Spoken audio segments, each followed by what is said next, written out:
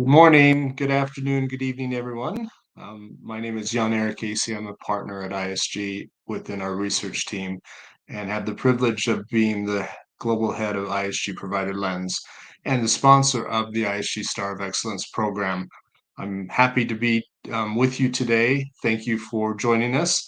And I'm happy to have my colleagues, Heiko Henkes, who is the owner of the Star of Excellence program, as well as Renel Ray, who is, guess we would call him the principal architect, and you will hear from both of them today. I'm especially excited.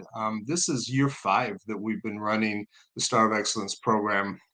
It's really only the last couple of years, 3 years, that we really have a solid foundation of responses from your clients as well as from the market and be able to do year-over-year trends. So I'm especially excited for Bernal's presentation today. Just to go through the agenda, I'll just give you a quick overview. I hope no one on the call is wondering what is Star of Excellence. If you are wondering that, maybe you need to schedule some time with us separately.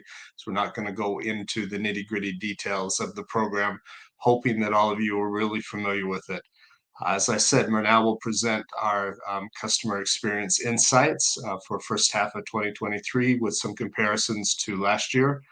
I'll talk about the influence on both the IPL studies as well as sourcing and our advisors and how they leverage this information. Heiko will review the 2023 awards and program to date, what you can expect over the next 2-3 months, some encouragement of things that you can still do, and how we can help you in leveraging the data that we have collected. We'll review some key dates just so that there's no confusion. You know what's happening and how you can respond and participate. And then we should have some time for Q&A. So going on, the program, what's unique about it is this is an ISG's opinion. This is your client's opinion. This is their experience, their willingness to share. And thank you for all the work that you guys have done, especially this last year. We've had record number of nominations and the participation levels are great. It's something that we are working on to make it 100%. It's still not. So we're trying to figure out for all of the nominations you're putting through, how do we make sure that every one of those clients respond? So that's a work in progress, but we're definitely seeing some improvement in that area. So like I said, it's not ISG's opinion, it's your client's opinion, but we feel really good about being able to share it with you as well as the market. We are very different from other programs we've seen like this because we have 6 key categories that the clients have told us these are the areas that are most important to us. And not surprisingly, those areas change with importance every year. During the pandemic, ability to respond and be flexible and meet business needs was number 1 priority.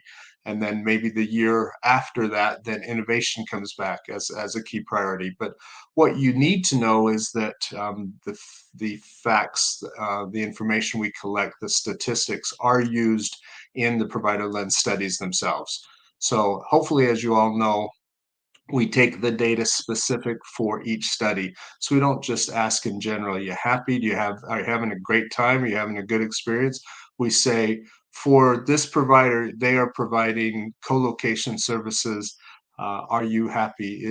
What is your experience like? And so we get it down to that level so that it can influence each of our studies and hopefully by geography. Just so that you're aware, the average impact to the x-axis is 3 to 5%, but it can be as high as 9%. So the more data that we get, the better influence it has on your overall positioning, which is critical because so many of us are, in the same area. We have all of the basics. We're doing a really good job. We're, forward thinking. And so it gets down to, so what's the difference? And the difference, as we all know, is the client experience. So that data is not only influencing our studies, but influencing the advisors. And I'll talk a little bit more about that in a few slides. So what's really exciting is this slide and the ones coming after that.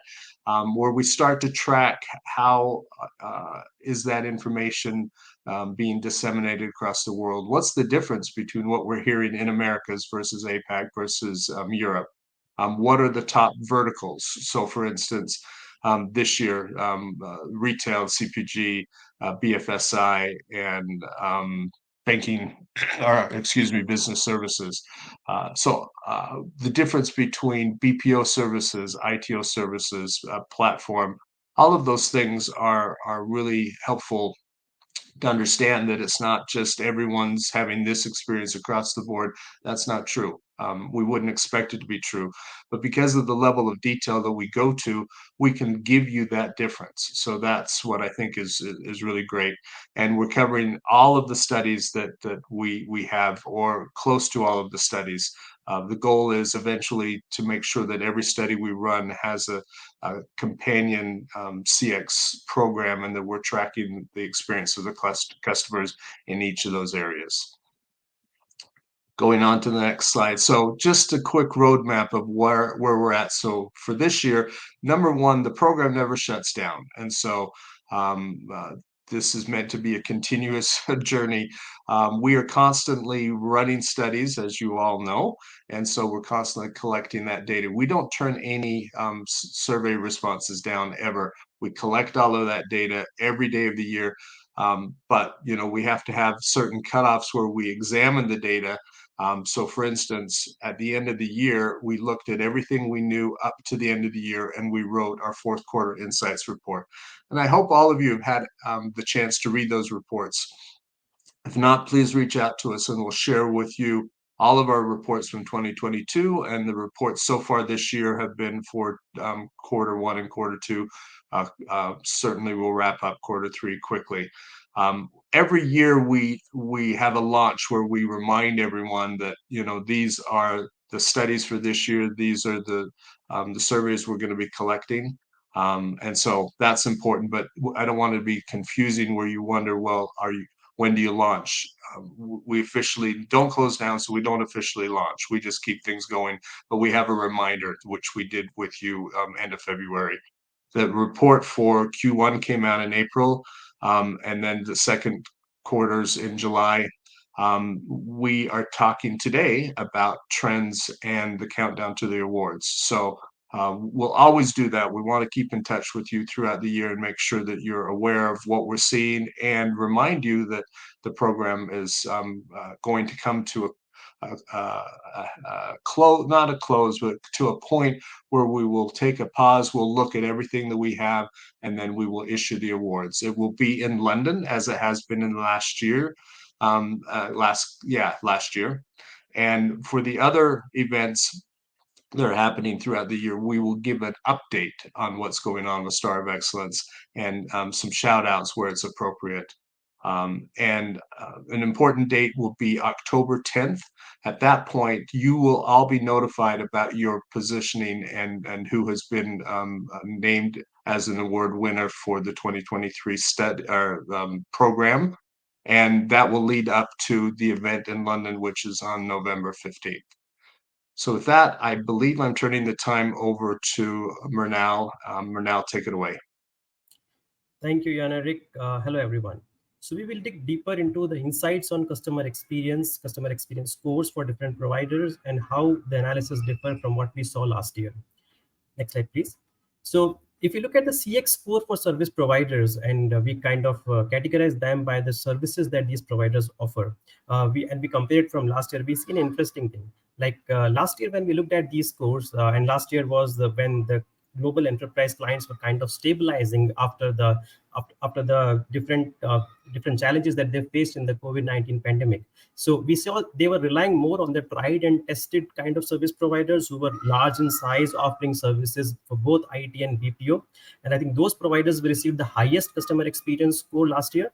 And but when we look at the data this year till date, what we see is that the service providers who are offering specialized services for certain business processes are getting a high CX score compared to the other providers who are offering a pure play IT services or pure play BPO services. When we talk about BPO services, we are not just talking about the regular business process services, be it HR, finance, accounting, contact center services. We also include services like industry specific BPO. And if you track ISG index, we also talk about strong traction in that space. So there's a lot of service providers who are offering industry specific BPO. They're doing an excellent job in satisfying the constantly evolving customer needs. So these providers are receiving the high customer experience score compared to others. On the right hand side of the slide, you will see the CX score of service providers compared by their revenue segment. So if you look at these revenue segment, these are the same revenue segments we have providers for ISG index. So again, compared to last year, in the last year we had a lot of reliance on the tried and tested large service providers. So the service providers that fall into the big category received the highest CX score last year. And this year, however, this is also a year for economic concern, global economic outlook, and there is a concern on the cautious spending from enterprise side. So we see the CX score for these big providers kind of slipping down a bit. The service providers who are getting the high CX score are the breakthrough service providers who fall in the revenue bucket of 1 billion to 3 billion. And these providers we call specialist providers who are hungry. They want more clients, and they are managing those relationships with these clients very effectively. So their CX score is higher than other service providers. We also do a lot of workshop as part of Star of Excellence program, and I would like to share that recently we did a workshop with a large service provider offering multiple services, and we compared their CX score with other set of providers. And the sharpest contrast we found was the providers who are right now you see in the breakthrough categories. So strong competition from these providers to the large service providers, and a strong area we see where these providers are scoring better than others. Next slide, please. So we do a lot of correlation analysis with a lot of CX pillars that Jon Erik spoke about. The CX categories. These are the six CX pillars that define the customer experience of enterprises. These are governance, execution, innovation, thought leadership, people, cultural fitment, business continuity, and so on.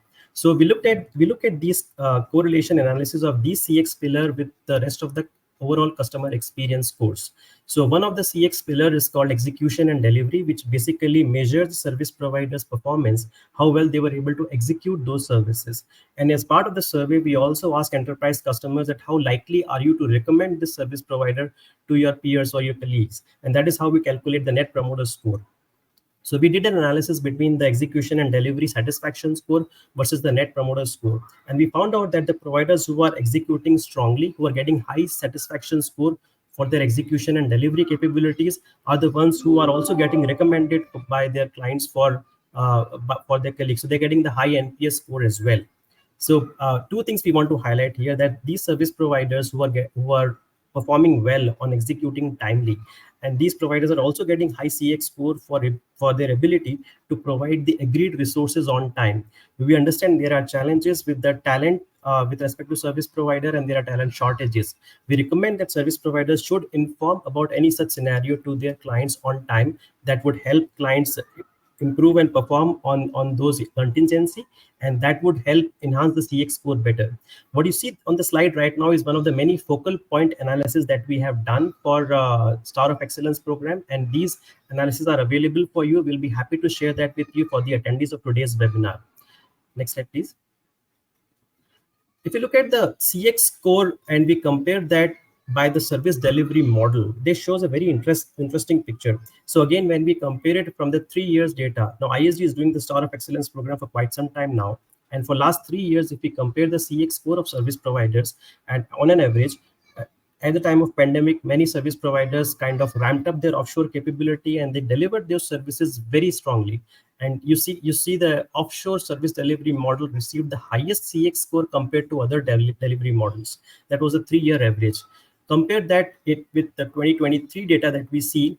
We as I also lead the future of work study at ISG and ISG Provider Lens, and I can tell you from that experience as well that many enterprises across the globe are kind of mandating their employees to return to office, to be in front of their clients. So a bit of there's a lot of focus on on-site delivery, especially with these service providers. They are mandating a return to office and getting closer to the clients. Clients are are valuing the of the face time, and the on-site service delivery is getting the highest customer experience score compared to other service delivery. However, we see the majority of work done is still being done offshore, but the customer experience for the on-site service delivery is kind of leading compared to other service delivery models.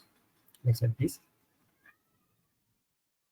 If we take the same analysis for different kind of services that these providers provide, if we look at only the ITO services, we see that the highest CX score that these providers are receiving are for on-site service delivery. And this makes sense because what we see based on our experience with customers here, that implementing an IT services, and we say IT is mostly the information technology services, mostly from the IT infra and ADM services, where we see a lot of emphasis on the technology adoption part, change enablement that can only happen when the provider is actually present with the client on site, and clients are understanding the importance of this requirement.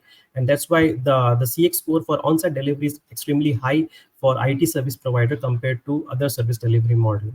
Coming to the BPO service providers, these providers have been able to showcase their service delivery very strongly with their offshore delivery model, be it contact center services being the most prominent example, where they are delivering services in different offshore locations, be it India or Malaysia, and they're able to satisfy their customers with a high customer experience score. Next slide, please. As part of this analysis, we can also drill down CX score by different business functions. So as part of the survey, we ask which business function the respondent belongs to, and we can bifurcate those CX analysis, and we can get that segmented analysis for different business functions. So if you look at this data closely, we can see that as the lines between the business and the technologies are blurring across the globe, we see that not just the CIO or the IT organization, but the non-IT horizontal business functions. And by that, we mean business functions such as the HR, sales, marketing, legal, etc. They are also interacting with these service providers very strongly. And they are the ones who are most satisfied with these providers' capability at an overall level, because the services that these providers offer kind of cut across to all these business functions. They are able to satisfy different business functions requirement. If you look at only the IT service providers, it's no surprise here that the IT and shared services business function is the most satisfied one with the IT department. However, we also see the non-IT horizontal business functions are also having a high CX score for IT service providers. Now, this can be illustrated by the point, like for example, if a provider is offering service like public cloud, private cloud, or even digital workplace, they need a lot of visibility into the requirement of the business function other than IT, and they are understanding that and providing great services around that. That's why they are getting high CX score from non-IT business functions as well.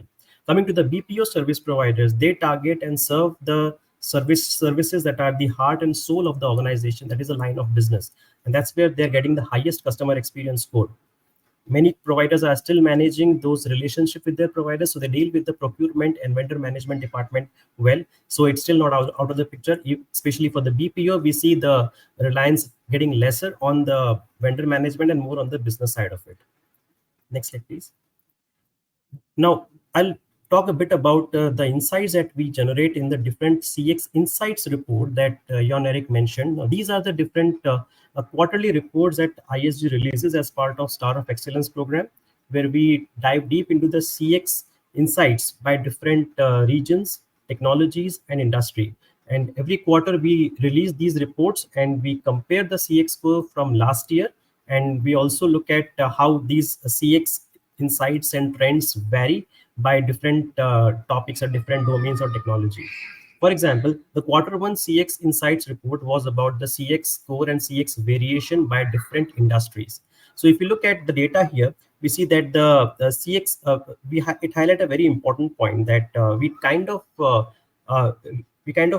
try to make the relation between the CX score that the providers have received from different industries with the revenue segment or revenue percentage that each of these industries contribute to their overall revenue. So there are certain industry verticals which contribute a significant revenue for many service providers. For example, banking, financial services industry, or manufacturing industry. So they usually have a high revenue contribution for many service providers. And when these providers have a high revenue concentration from these industries, that means they have more clients in those industries, they have more expertise in those industries, they have more experience in delivering different nuances of these industries, and that enables them to satisfy those clients strongly. They are getting high CX score for these industries. There are certain industries such as healthcare, pharmaceuticals, and telecom and media that have a very high entry barrier, requires a lot of capabilities around compliance, governance, certification, regulation. So providers who do offer these services, and those providers who have good revenue concentration on these industries, they have a good specialization on these services.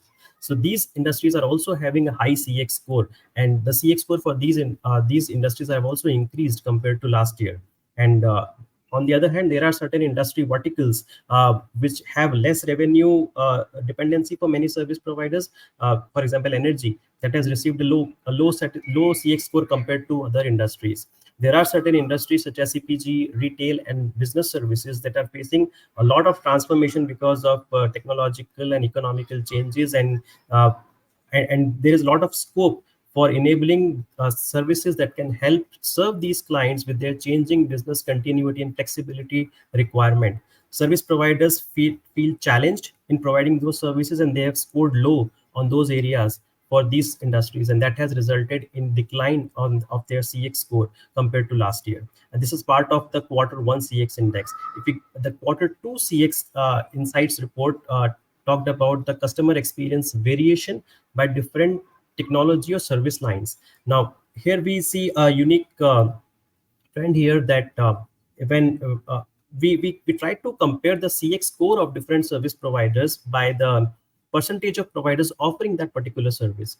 So what you see on the screen are the CX score of service providers on an average for each of these service areas, and the orange line indicates the percentage of service providers on an average that offer those services. So if you see that many technology services that are offered by many service providers usually result in high CX score. That is because, for example, cybersecurity is kind of offered by 60% of service provider, and the CX score is 80. So I think so cybersecurity is an area where many service providers offer capability. They build a strong technology specialization in those service areas, that is resulting in their high CX score. And similarly, we have application development, maintenance, and software defined networking that are getting high CX score. There are certain exceptions to this hypothesis, that, for example, ESM services or enterprise service management is all about integration of technology and business, and that is where we see a lot of lines are getting blurred.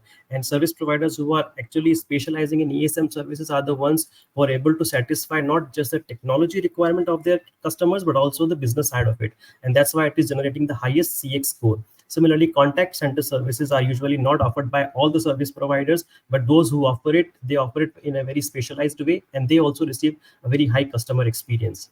There are certain technologies such as high cloud services or digital workplace services that are offered by many service providers, but the CX score is pretty less on those for those technologies, because we are seeing a lot of requirement of the industry specialization in these service areas, more industry vertical specialization, and that is where the providers are struggling. That's why the CX score is comparatively low, and the percentage of providers are high.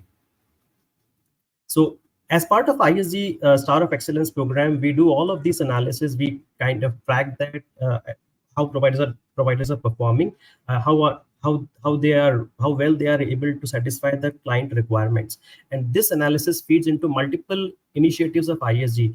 Jon Eric talked about ISG provider lens, and he will and we also, this analysis also feeds into the ISG research and sourcing advisory business. And to talk more about that, I will pass it on back to Jon Eric. Jon Eric? Thanks, Mernal.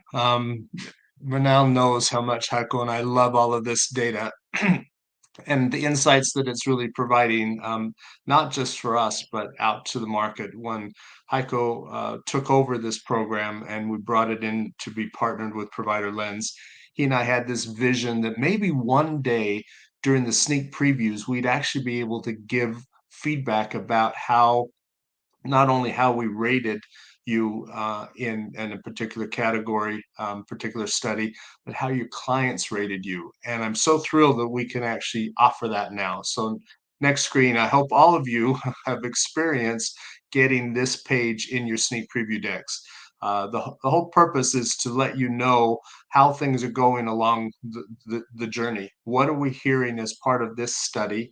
As I said before, we don't turn down surveys ever. So surveys are coming in right and left all the time, but the ones we've received specific to the study that's going through sneak previews, we will provide this level of data. So the information that's now, as I said, it's part of how we're scoring you, and you'll be able to see that correlation and even talk about it. But it's also being part of integrated into the candidate provider qualification or CPQ process that I hope all of you are aware of. We continue to work with Sashi Duran and his team and Paul Reynolds to make sure that we're providing as much of this data and analysis as possible, so that as our advisors take advantage of the CPQ process in order to give recommendations out to their clients, that they can actually talk about these differences. Maybe there's an apples to apples comparison as far as capabilities, but when it comes to how do clients rate each of the providers from an experience standpoint, as Mernal gave you more details, the 6 different categories, that's now information that's available to our advisors.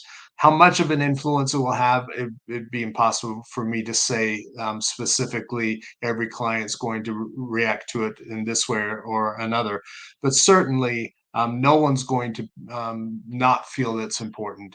They want to know how are their peers working with this provider that I'm considering, even how do others work with the provider that I'm already working with, and is my experience similar or not similar to what others are doing? So there's so much value in the information that we can pull together. Renal didn't really go into a lot of detail about it, but we've had a number of workshops that we've run with many of you that are on the calls. And what I thought was really interesting is that one of the groups that's participating in those workshops is the CSAT team. So they're already collecting customer satisfaction through various sources. And it's been very interesting to get their feedback about some of this information resonates. They're like, yep, this is exactly what we're hearing. And others are new information because of the way that we ask the questions and the different categories that we're looking for. So all the feedback we've received has been very positive about new information and helpful information, not only for that team, but for senior management, for anybody wanting to understand how do we move the needle? How do we start to differentiate ourselves from our competitors when we're at a level playing field?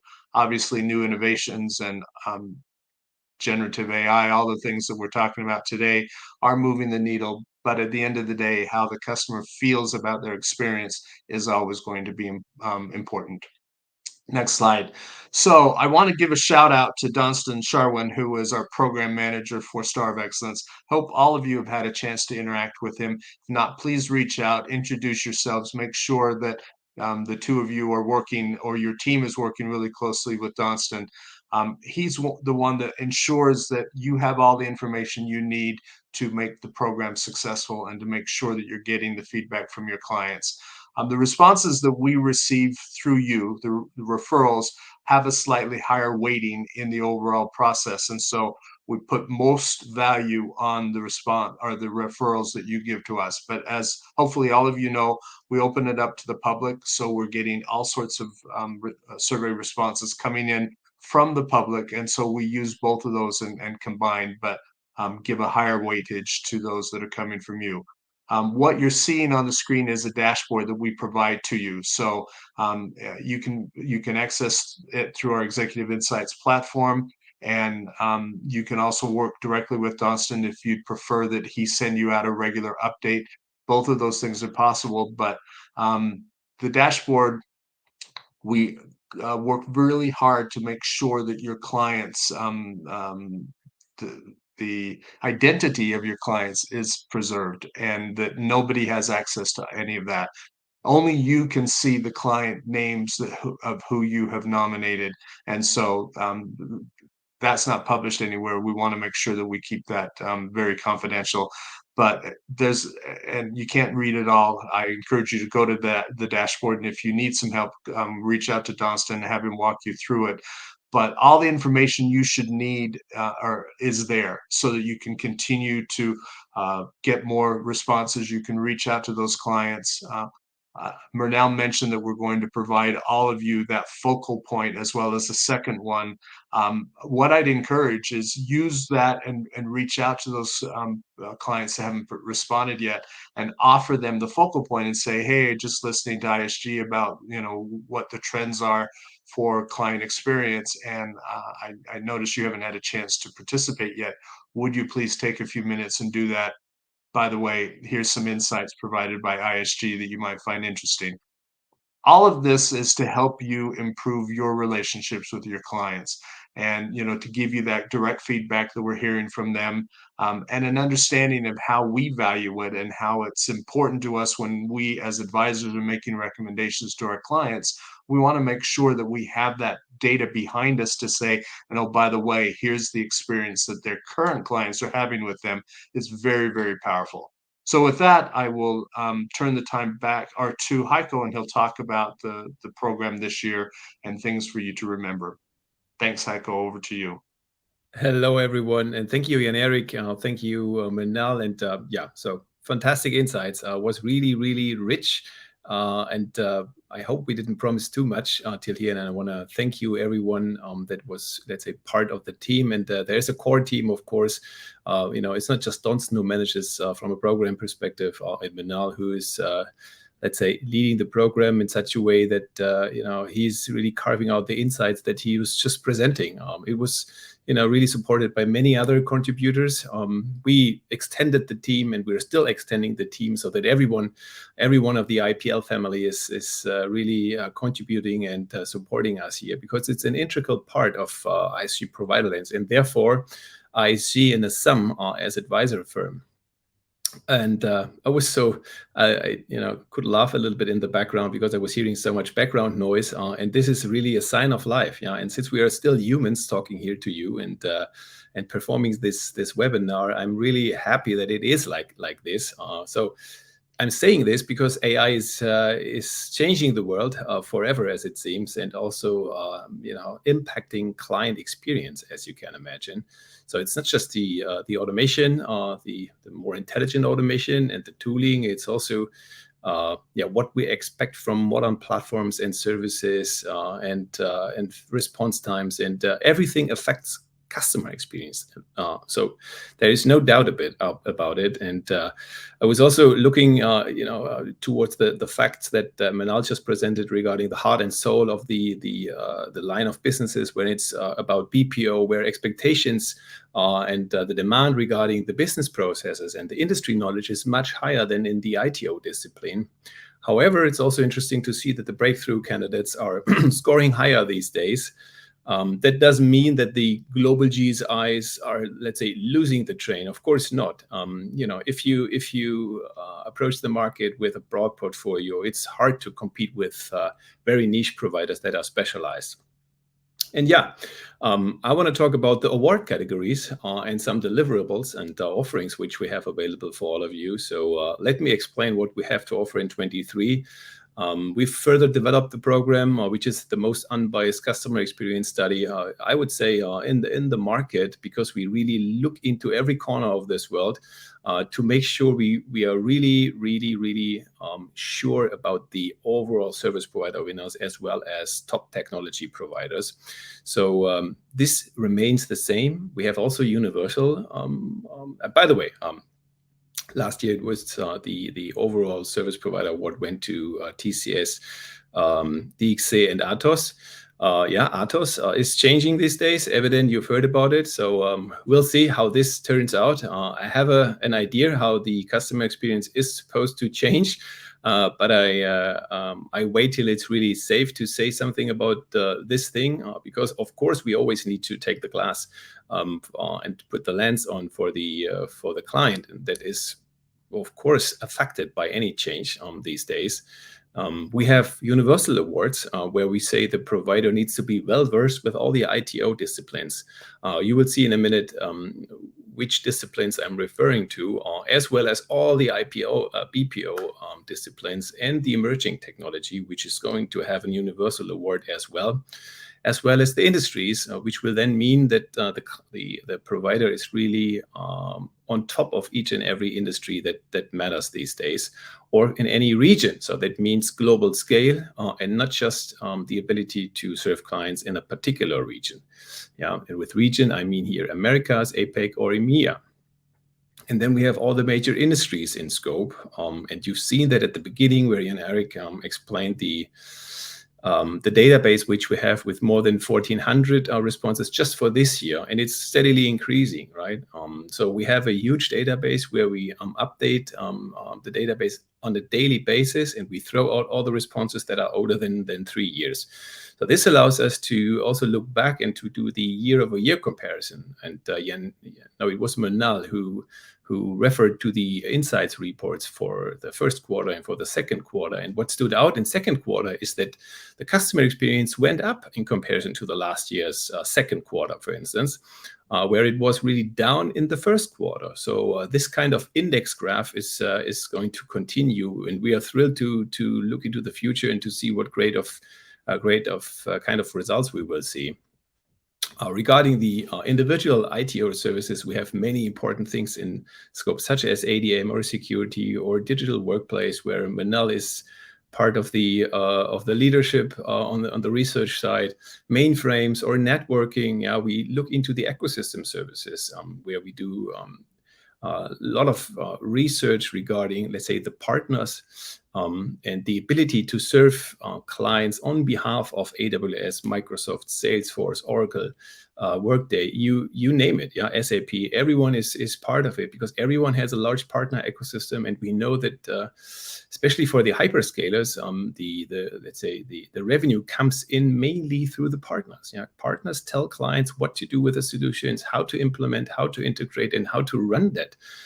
In the end, because it's highly complex what we see there. And by the way, also AI is going to be developed over there, and you need to know how to use those platforms, how to integrate such platforms, yeah, how to apply APIs, and how to do prompt engineering, for instance. But on the BPO side, we have all the things that Manal also mentioned already, from contact center over supply chain and HR outsourcing, payroll. Everything of importance is available.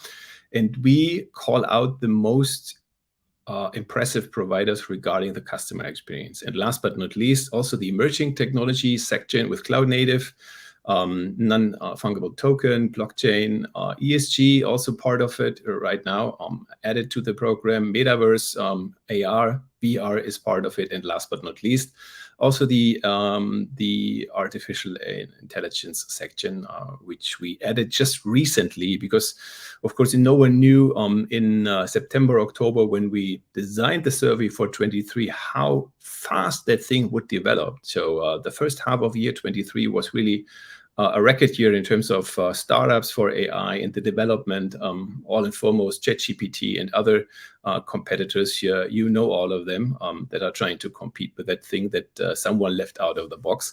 And of course, clients expect service providers to deal with it, to help them to adopt the new technology and, let's say, apply it to their production systems.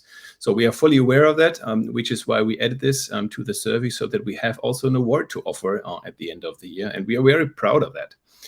And as you can imagine, there are several criteria which we look into, and we wish we could really make everyone eligible or everyone win an award, but we can't. So therefore, as the program is really unbiased, we have a need to have at least 30% of the responses, let's say, from public links or public resources. And that means that ISG research goes after the most important providers. Most important providers we define as the providers that we most often feature in the world across our big ISG Provider Lens program. And of course, from a sourcing perspective, the providers that are most often in demand.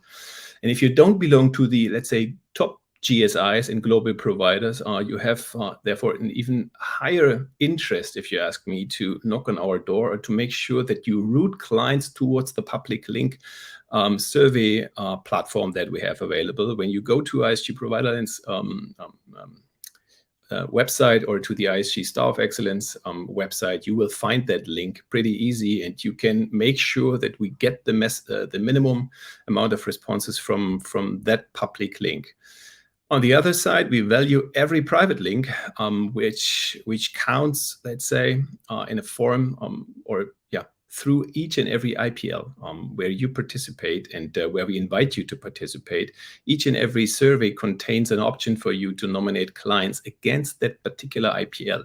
Let it be FAO or multi-public cloud services, you name it. All the studies do have its individual link formula where you can nominate clients. And I would like to tell you something else, but it's not as good as you would hope to. So if you, let's say, nominate 2 or 3 clients, if you have luck, you get 1 or 2 responses. This is the conversion rate. So not every client goes after your request. Yeah, we can help you, of course, to convince your clients. And in case here I'm speaking to many clients as well, help your service provider to take the survey. It's just a 15-minute action, and you can share the experience what you have with your incumbent. It's really, really helpful for us, not just for the awards, right? Where the overall category, for instance, is of course the most important category, where we have 3 top winners in the end. Which means that you are really well versed with all the technologies, all the industries. You act on a global level. Everything needs to be there to win the Star of Excellence Award 23. It's not so easy, but if you don't win an award, even then, it's super, super important to understand that you help providers. And you see, we have really a lot of providers in scope that are theoretically eligible for an award these days.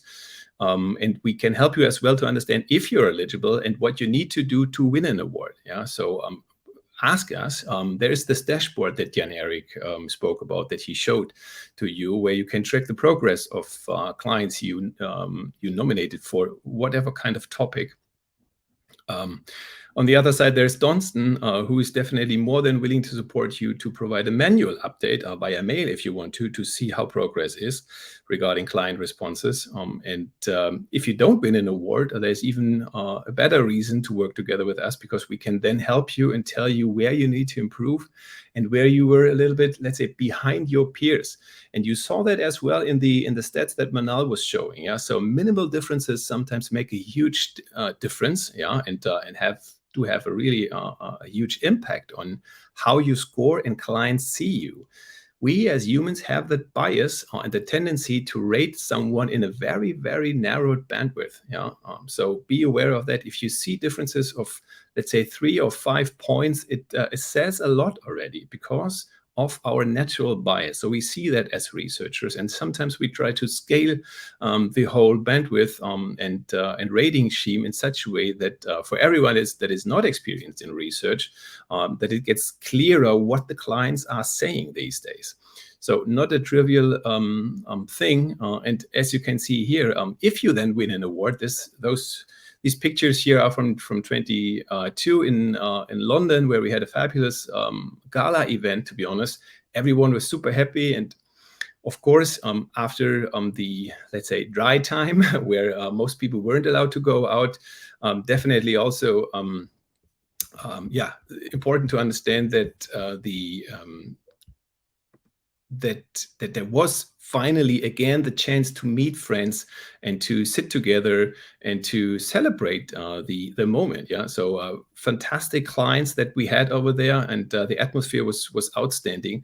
You would miss something, so try hard. If you ask me, to be part of that award ceremony, you would enjoy it. There I'm really sure.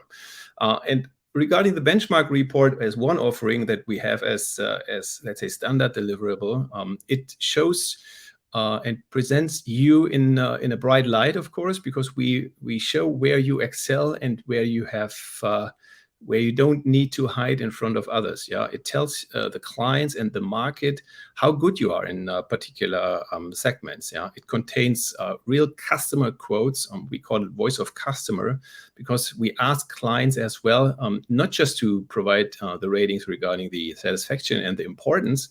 Yeah, it's also that we ask them to share some positive and some negative things about you, so that we get really the meat around the bones, which is definitely of importance for you then when we provide you with some insights and we do workshops together. Also, Jan-Erik mentioned this. So we have several of such reports and workshops ongoing. And the more clients you nominate, especially if you are not one of the global providers, the better the fundament is, and the more we can tell you, the more robust the data is going to be. However, also 10 or 20 clients sometimes, let's say, turn something around and can tell you specifically what you need to improve, or where you excel, or where you are really outstanding. Yeah? And therefore, I'm so happy that we have this, let's say, this page in our sneak preview process integrated that tells you how you stack up against your peers, which is also, by the way, something that our clients, our providers sometimes want to leverage. So we think about this to make this as a standard offering, by the way. Tell us what you want to see, where you need support, and we listen, and we will come back and definitely help you. What we also discuss these days is to have and integrate also a more formal offering where we bring in all the advisors that are there to educate and consult clients regarding service providers and their best fit, supply and demand. So this is also something that you can expect from us in the future, which we will apply pretty soon. So stay tuned. There's a lot to get from us from the program. And yeah, the key dates, not to miss them here from here on, we are in August, are definitely the let's say the closure of our feedback process for 23, the awards. But that doesn't mean that we stop tracking all the client responses and we stop with the customer experience survey. No, we don't. It's an ongoing survey. And the studies which you see here in orange in the body part of the slide are the ones that are supposed to kick off pretty soon. And you will see the research phase in 23. Some of them will go into 24, of course. So if you think let's say you're done with the program, no, you're not. Better nominate clients for those studies, because it can affect and it will affect the position in the quadrant, and it can make the difference so that you become a leader and you are then shortlisted for a sourcing activity. This is one aspect. And on the other side, you then qualify already, and we collect data for the 24 awards program, which is also supposed to come.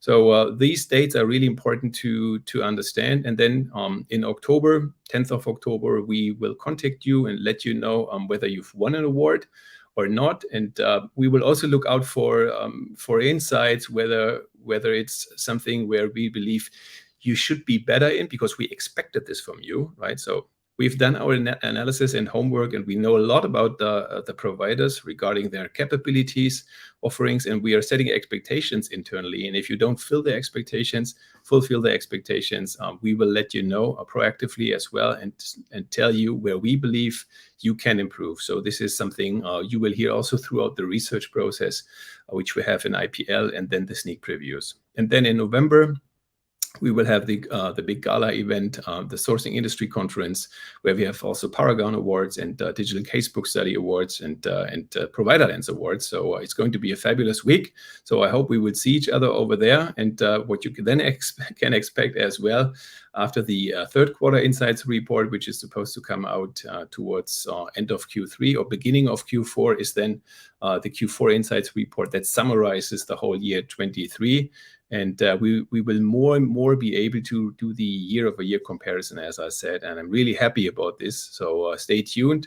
And yeah, thanks to Donston, who arranged all of this and who keeps us all in the loop.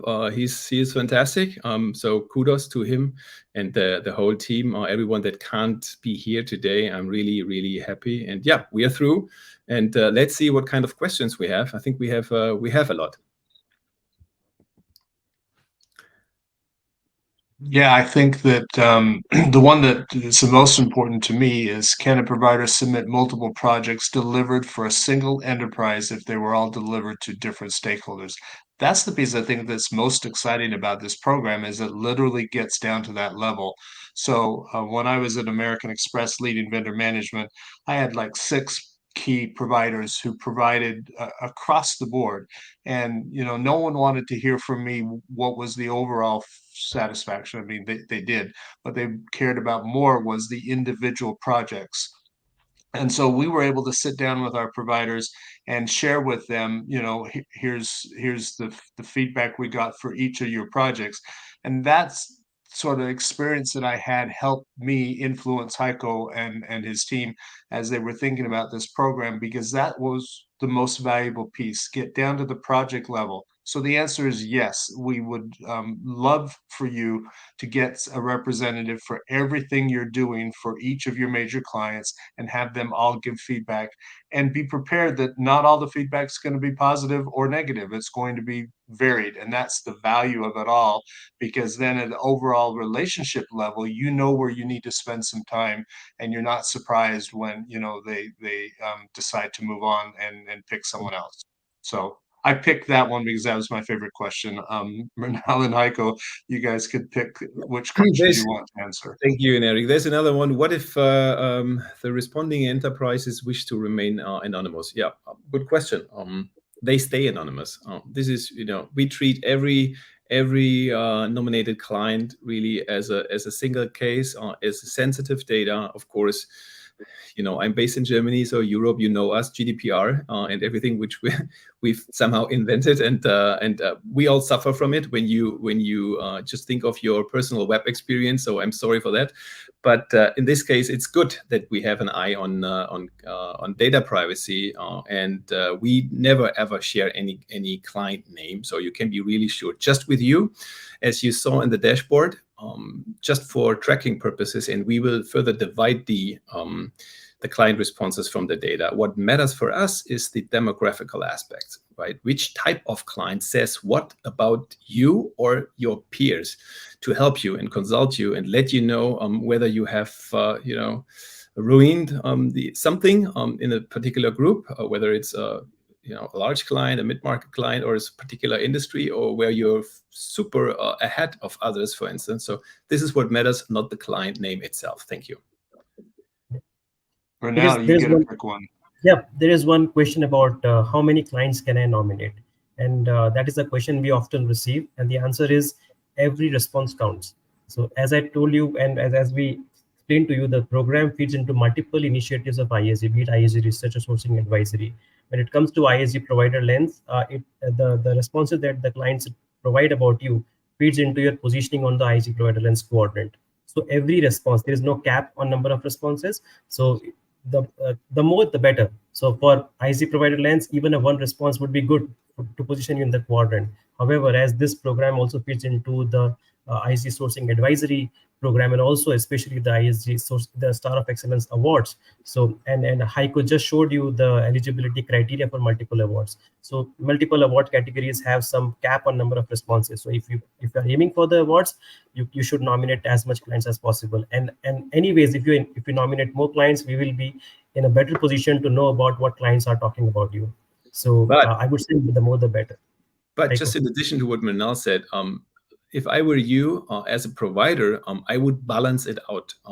And as I said, we have a good provider and intelligence dashboard available to us, so we know somehow where you're capable of, in which markets you're in, and so we have some expectations.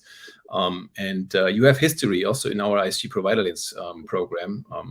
Therefore, if I were you, I would balance it out in such a way that I wouldn't, let's say, nominate 100 clients and more for, let's say, one particular topic. I would say I have 5 or 10 or maybe 15 important, let's say, pillars that I'm going after, and everyone has priorities, and I prioritize those and nominate the clients there instead of focusing on just one pillar. So that would be my advice.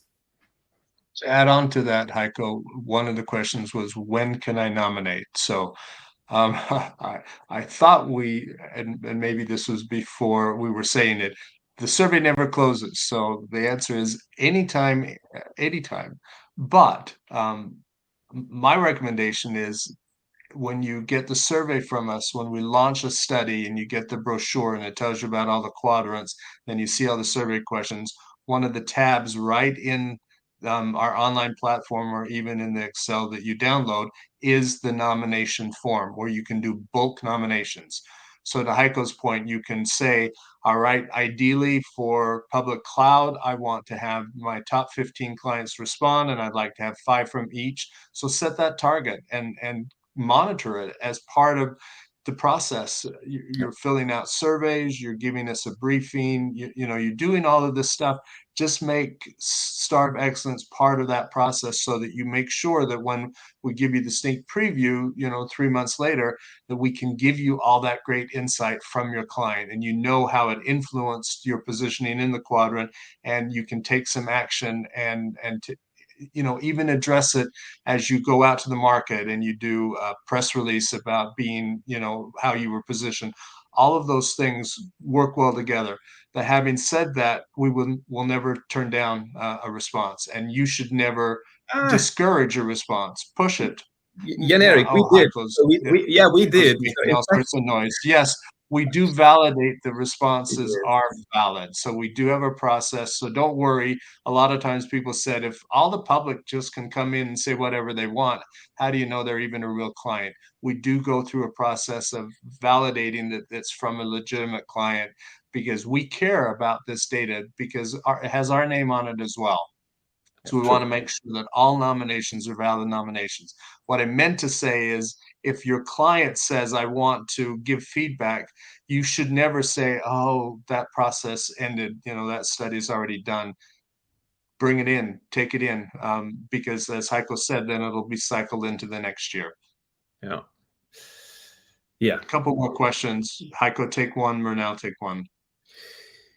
It was just whether, let's say, IC also uses, let's say, client cases that you submit for other award programs. So we will more and more, integrate this all together, so that the efforts on your end are going to reduce. So we are fully aware of what it means for you to go after clients, to manage this.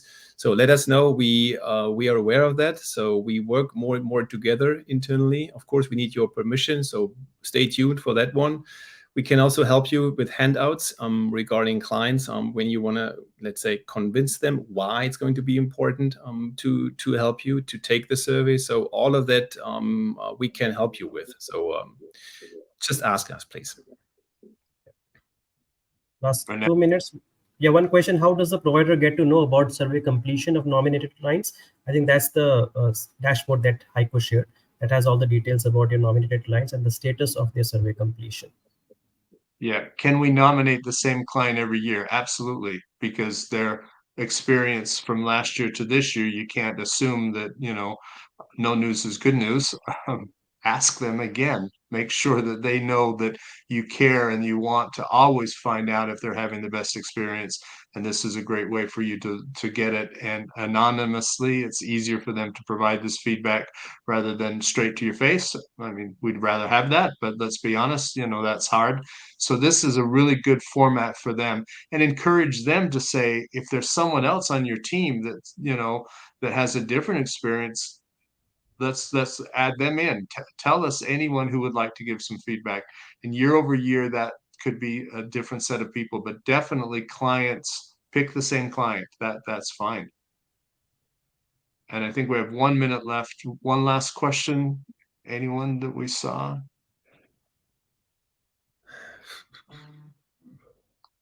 One thing. We answered all the questions. Oh, sorry. Go ahead, Heiko. Close it out for us. Thank you. What we've heard throughout the year when we delivered workshops is as well, can we influence the agenda? Can we let you know who matters for us? Yeah, from a peer group perspective. So all of that is definitely possible. Let us know what matters for you, and we will adjust the deliverables, the let's say, consulting work that needs to come after the nomination. So we are open to all of that. And I want to thank you for staying here. Thank you. Thanks, everyone. Have a great week. Bye-bye.